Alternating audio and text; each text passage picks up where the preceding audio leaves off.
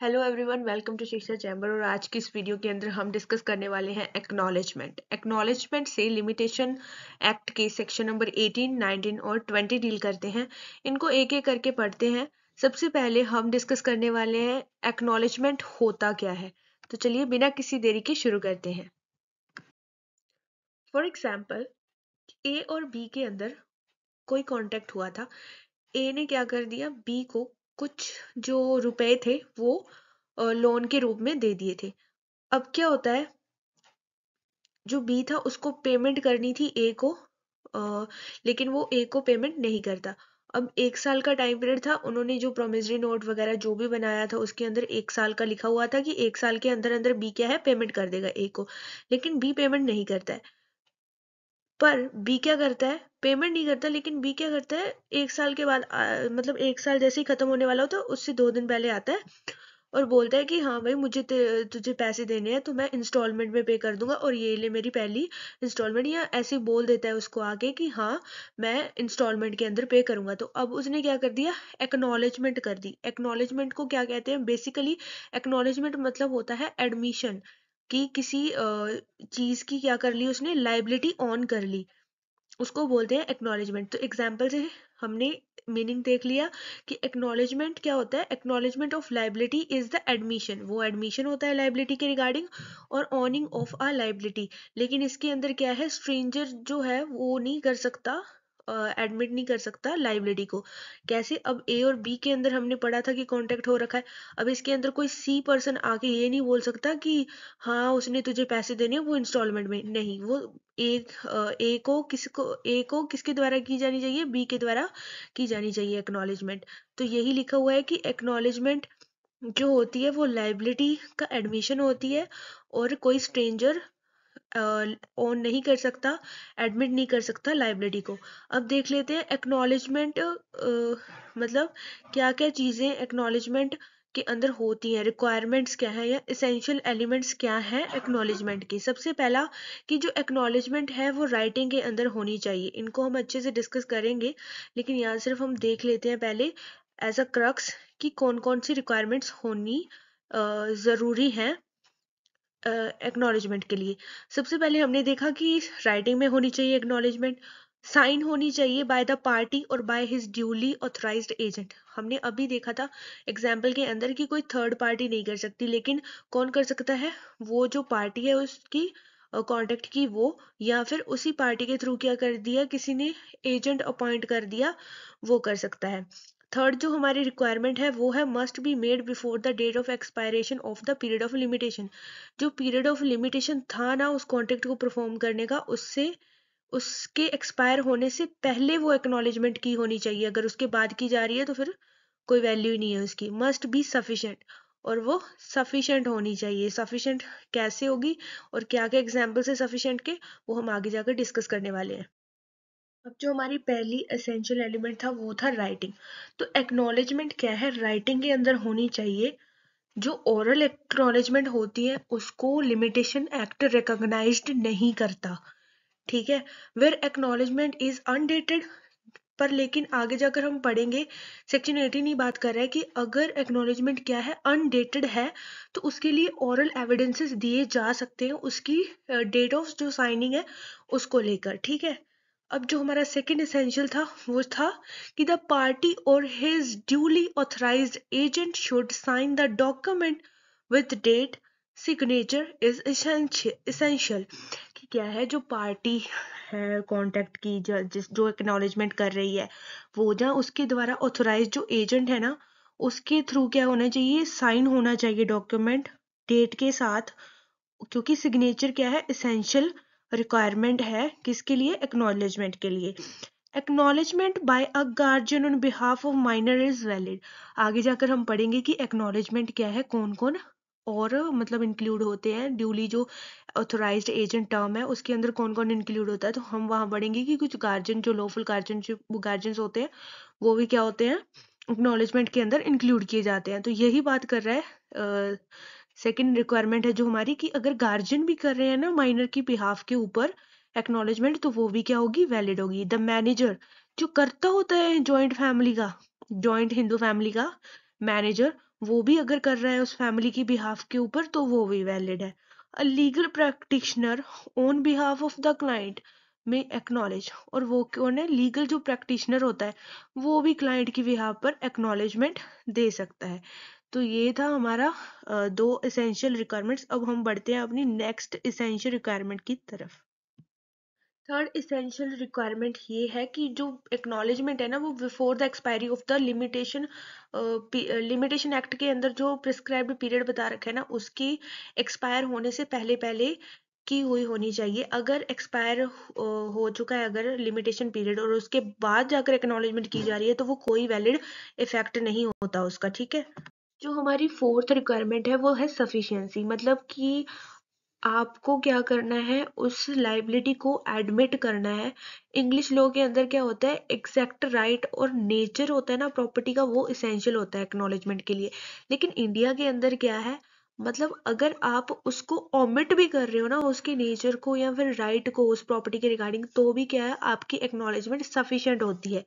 कैसे, इसको देखते हैं। जो ए बी और सी आगे बता रखे हैं कि there is averment that time for payment has not come. अगर वो क्या करता है, जो पर्सन एक्नॉलेजमेंट दे रहा है वो कहता है कि हाँ मुझे आपके रुपीज आपको रिटर्न करने हैं, आपके जो मैंने आपसे लोन ले रखा था वो रिटर्न करना है, लेकिन अभी उसका सही टाइम नहीं आया है, तो भी ये क्या है, सफिशिएंट एक्नॉलेजमेंट है। सेकंड क्या है, देर इज रिफ्यूजल टू पे और क्लेम अ सेट ऑफ। अगर वो रिफ्यूज कर रहा है पे करने के लिए या फिर बोल रहा है हाँ मुझे, मतलब ठीक है आपसे मैंने पैसे लिए थे लेकिन आपने भी तो मुझसे लिए थे ना, तो ये भी क्या हो जाएगी, सफिशिएंट एक्नॉलेजमेंट का ही एग्जाम्पल है।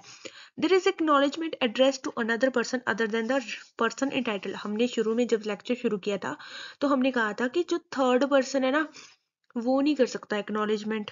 लेकिन क्या बोल रहा है, सफिशिएंसी एक इसेंशियल रिक्वायरमेंट है जो कि बता रही है कि आप क्या कर सकते हो, एक थर्ड पर्सन नहीं कर सकता लेकिन किसी थर्ड पर्सन के सामने की जा सकती है। मतलब जिसको पार्टी ने करनी है ना एक्नॉलेजमेंट, उसको ना करके उसके फ्रेंड रिलेटिव उनको भी की जा सकती है एक्नॉलेजमेंट। यही बोल रहा है सफिशिएंसी। अब तक हमने जो भी पढ़ा वो था एक्नॉलेजमेंट का जनरल मीनिंग, मतलब जनरली एक्नॉलेजमेंट किसे कहते हैं, उसके लिए क्या क्या इसेंशियल रिक्वायरमेंट्स होती है, ये सब पढ़ा। अब हम शुरू करने वाले हैं अपना मेन टॉपिक जो कि है section 18, effect of acknowledgement by defendant की बात करता है सेक्शन 18। तो चलिए पढ़ते हैं कि इफेक्ट ऑफ एक्नॉलेजमेंट का मतलब बाय डिफेंडेंट से क्या आगे कहना क्या चाहता है। Section 18, effect of acknowledgement in writing, मतलब क्या है, अगर एक्नॉलेजमेंट राइटिंग के अंदर होगी तो उसका क्या इफेक्ट होगा। सबसेक्शन 1 बोल रहा है कि अगर डिफेंडेंट ने क्या कर दिया, कोई सिविल रॉन्ग कर दिया प्लेंटिफ के साथ, if defendant commits any civil wrong with plaintiff before filing suit, suit को फाइल करने से पहले अब क्या करता है, डिफेंडेंट आ जाता है और उसको एक्नॉलेजमेंट दे देता है, तो क्या हो जाएगा, a fresh time period for the institution of suit or making an application will be started from the next day of acknowledgement. अब क्या होता है, जिस दिन से उसने वो एक्नॉलेजमेंट दे दी डिफेंडेंट ने, उसके नेक्स्ट डे से क्या हो जाएगा, फ्रेश टाइम शुरू हो जाएगा किसी सूट को इंस्टीट्यूट करने का या फिर एप्लीकेशन को मेक करने का।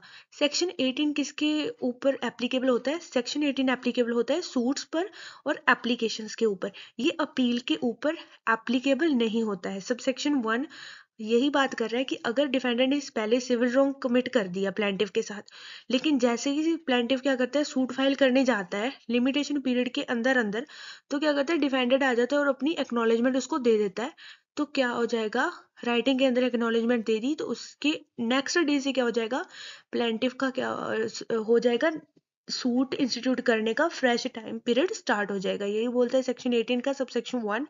बढ़ते हैं आगे। अब देखते हैं सबसेक्शन 2 क्या बात करता है। सबसेक्शन 2 बात करता है कि अगर एक्नॉलेजमेंट क्या है, अनडेटेड है, राइटिंग के अंदर तो है लेकिन क्या है, अनडेटेड है, या फिर आप लोगों ने क्या कर दिया, उसके ऊपर डेट क्या कर दी, गलत मेंशन कर दी, तो इस केस के अंदर क्या होगा, in this situation defendant gives oral evidences under court with related to the date not to the contents. तो डिफेंडेंट क्या है, ओरल एविडेंसेस दे सकता है कोर्ट के अंदर, लेकिन वो ओरल एविडेंसेस किससे रिलेटेड होने चाहिए, उस डेट से रिलेटेड होने चाहिए, not to the contents, content से रिलेटेड नहीं होने चाहिए।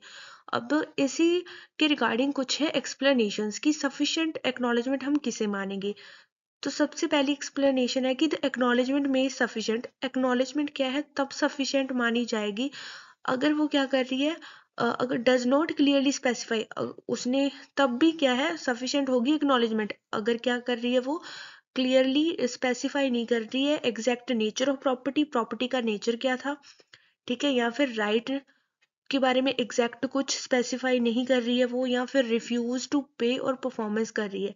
फॉर एग्जाम्पल हमने पीछे भी देखा था कि ए ने बोला था कि हाँ भाई बी को मुझे आपके रुपीज रिटर्न करने हैं जो मैंने आपसे लोन पर लिए थे, लेकिन अभी उसका क्या है सही टाइम नहीं आया, या फिर वो बोल रहा है कि ठीक है मैंने भी तुमसे पैसे लिए थे लेकिन तुमने भी तो मुझसे लिए थे ना।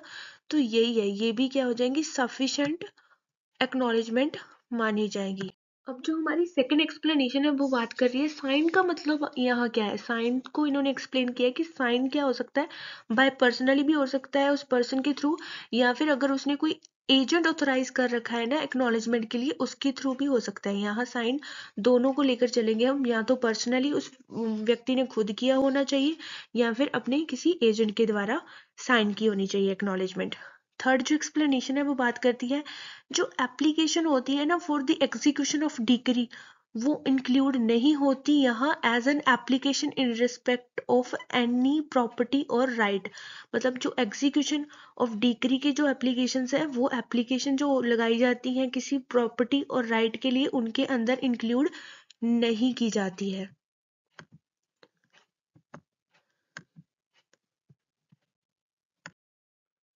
तो हमने अपना सेक्शन 18 डिस्कस कर लिया। अब हम अपने नेक्स्ट सेक्शन की ओर बढ़ते हैं जो कि सेक्शन 18 का ही हम पार्ट बोल सकते हैं इसको, क्योंकि ये भी एक्नॉलेजमेंट की ही बात करता है जो कि है सेक्शन 19।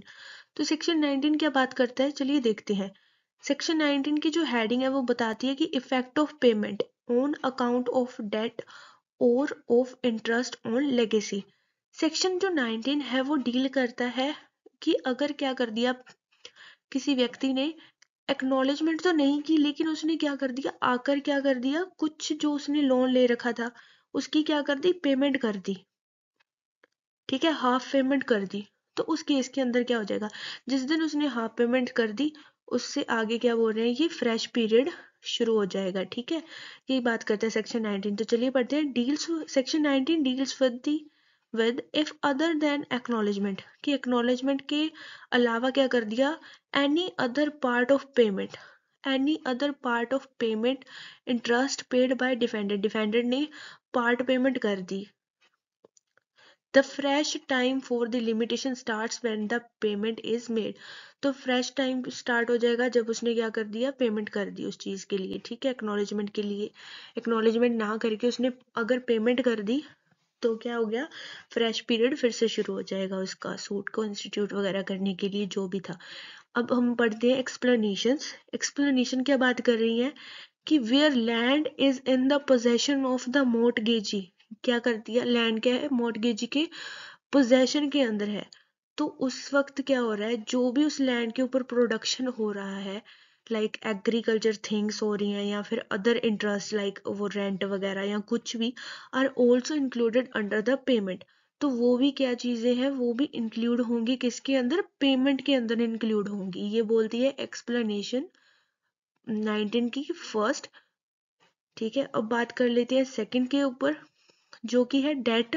बोलता है कि date does not include money payable under a decree और ऑर्डर ऑफ अ कोर्ट, कि यहाँ कोर्ट ने ऑर्डर या फिर डिक्री के थ्रू डेट्स की पेमेंट करवाई है ना वो इंक्लूड नहीं होंगी इस सेक्शन के अंदर, ठीक है। यही बात हो रही है सेक्शन 19 के अंदर। सेक्शन 19 बढ़ते हैं आगे, इसकी रिक्वायरमेंट्स देख लेते हैं। अब हम बात करने वाले हैं सेक्शन 19 के रिगार्डिंग कुछ एसेंशियल एलिमेंट्स के ऊपर।